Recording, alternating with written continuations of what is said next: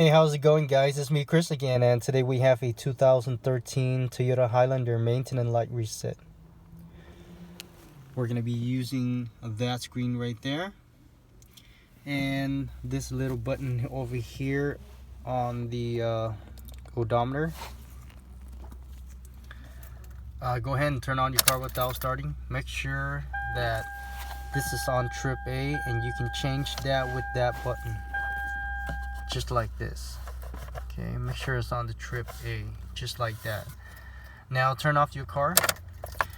Turn on at the same time, turn your car back on and press this button and hold it. Give me a second. And at the same time, we're gonna look at that screen to see the progress running. So go ahead and press that button, hold it, and turn your car back on, and look at that screen, and it should say resetting maintenance data. Make sure you click that like. Thank you for watching. I'll see you next time. Bye bye.